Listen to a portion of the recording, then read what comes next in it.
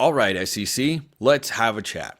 Texas A&M was an opportunity to expand the number of SEC teams getting into the playoff. Instead, we are condensing like a black hole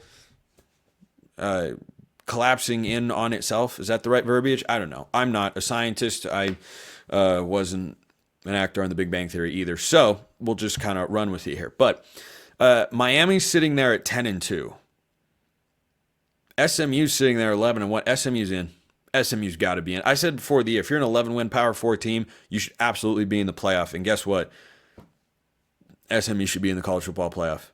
Doesn't matter if they beat Clemson in the ACC championship game, which is where things will get complicated. So Clemson loses to South Carolina. They lose an incredible football game. Gamecocks are feeling great. 9-3.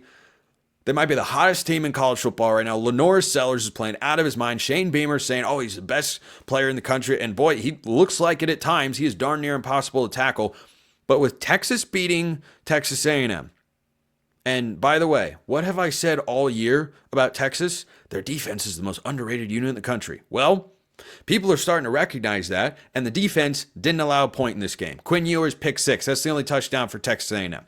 And it's a fine season for Mike Elko and company. 8-4, there's nothing wrong with that. There's nothing wrong with 8-4 in the first year. Competitive loss to Notre Dame, playoff team. Competitive loss to Texas, playoff team.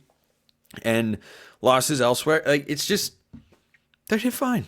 They did absolutely fine. Yeah, you got upset by Auburn. Welcome to the SEC. It's hard to play football. There are a lot of good teams. No great dominant ones, but a lot of really good football teams in the SEC this year. So how many teams does the SEC get in? Well, I see 3 minimum. Tennessee was impressive. Tennessee, I'll talk more about the Vols next week. But they're flying under the radar right now. They're 10-2. They're not playing in the SEC championship game. They're absolutely in. No ifs, ands, or buts about it. Tennessee into the college football playoff. They ran the football well against Vandy. Yeah, we knew they could do that. They threw it well against Vandy. They got down, and you thought, uh-oh, where's that first half Tennessee offense to score no points? Oh, what do you know? Covered a 10.5-point spread on the road, down 14-0 in 5 minutes. I mean, it was all going wrong, and all of a sudden they figured it out. So Tennessee's in. Texas is in. Georgia will be in, regardless of what happens in the SEC championship game. They're just playing for a bye at that point. But, same urgency as before. Yeah, not at all. But anyway, that's beside the point. So 3 teams are then in. So you then have this really difficult, tricky conversation, which is Alabama, Ole Miss, and South Carolina. All of these teams are 9-3. Alabama beats Auburn, 28-14, covers by half a point. Ole Miss beat Mississippi State. It wasn't pretty, but they got it done. South Carolina beats Clemson. Clemson will fall down, but have a chance to go to the college football playoff, even though South Carolina might not. The difficult thing, everyone wants to talk about South Carolina, and I discussed them last week on the show because they're a red-hot football team. They're playing really well. Here's the problem. You know the 2 teams that are ranked ahead of them and are still ranked ahead of them by lieu of having, the same record? Ole Miss and Alabama. Spencer, why would Ole Miss and Alabama be ranked ahead? South Carolina's playing better football. Oh, that's right. South Carolina lost to both of those teams. Ole Miss went into Columbia and scorched them, just went into the place, lit it on fire, and then left. And they were able to get away with that because they were those meddling kids. But South Carolina went to Alabama, almost pulled it off, but they didn't. But they lose the football game. So if you want to put South Carolina in the playoff, you have to put both Alabama and Ole Miss in. The committee, I'm fingers crossed, the committee does not have the guts. This is not anti-South Carolina. This is pro-fairness. Pro-fairness. Think whatever you want about the LSU-South Carolina game. I don't think that was a fair call. What I do think is that the results at the end of the day have to matter. And yeah, I think it was a bad call. Guess what? Lots of games are impacted by bad calls. You know what type? Close ones. Close ones are affected by bad calls.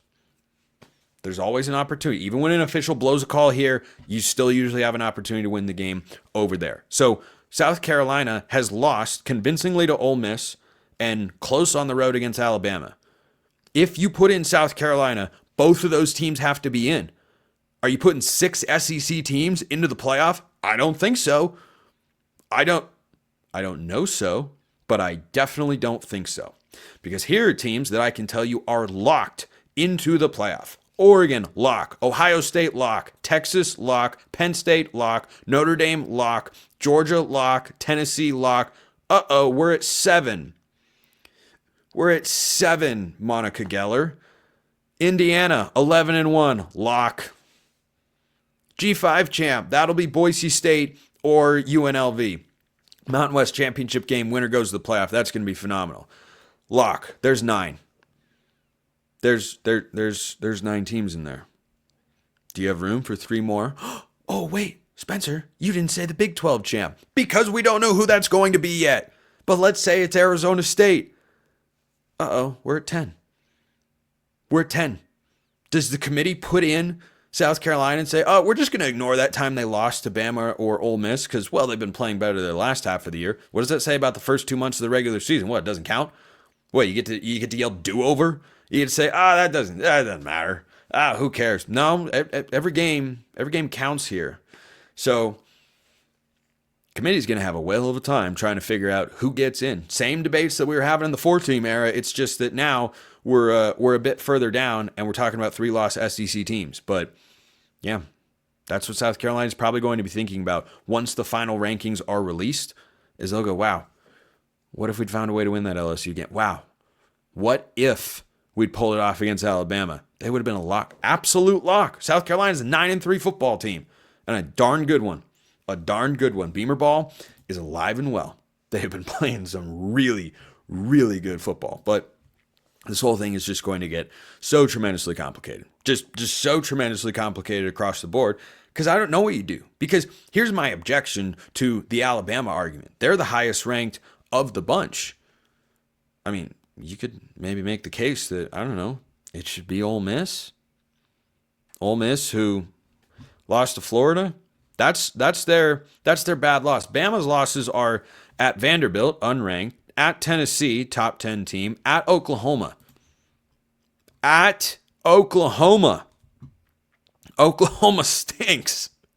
They were 1-5 in the SEC going into that game. They didn't just win. They won 24-3. Refs took a touchdown off the board. Guess what? You still lost by multiple possessions on the road, admittedly.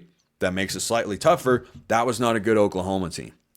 So the ranking of Ole Miss behind Alabama, maybe that changes. But how would it change if going into this week, you had Alabama 1 spot ahead of Ole Miss and they beat Auburn by 14 points, which is more impressive than beating Mississippi State by 12. Both teams were at home. Both teams won rivalry games, but Auburn's a better team than Mississippi State. And Ole Miss's losses, by the way, they're at least better than Bama's because they're at LSU, who's a good but not great team. At Florida, also a good but not great team. And hosting Kentucky. Well, that one's a bad loss. Guess what? The Kentucky loss is by 3 points. That's a better loss to me than Alabama getting toasted by Oklahoma. But none of those are good losses. None of those are good losses. So that's the conundrum. That's the conundrum. Is you're going to want South Carolina to be, they deserve to be in. They're playing well. They're doing this. Which team are you going to ignore the head-to-head for? Or which of those teams are you putting into the playoff? Or are you putting both those teams into the playoff? I don't know. I want to run through that one more time just to make sure I've got my numbers. Oregon is in. Ohio State's in. Texas is in. Penn State is in. That's 4. Notre Dame is 5. Georgia's in. That's 6. Tennessee 7. SMU's a lock, 8. Clemson could play a spoiler in there and be 9. Indiana should be in there and be 9. Group of 5 champ, Big 12 champ. I don't think you've got room for the 9-3 SEC. I hope you don't. I am clinging to as much urgency as we can maintain in the college football regular season because it is the greatest regular season product on planet Earth. But I suspect that 10-2 Miami gets the nod because they're 10-2. Well, but we're playing in the SEC. Yeah, well, guess what? The ACC's got a lot of wins over the SEC, and that gap doesn't appear to be what it used to. So you can dislike it. You can think it's wrong. You can think that all you want. The reality at the end of the day is Miami's got a better record. I think the committee's going to value that.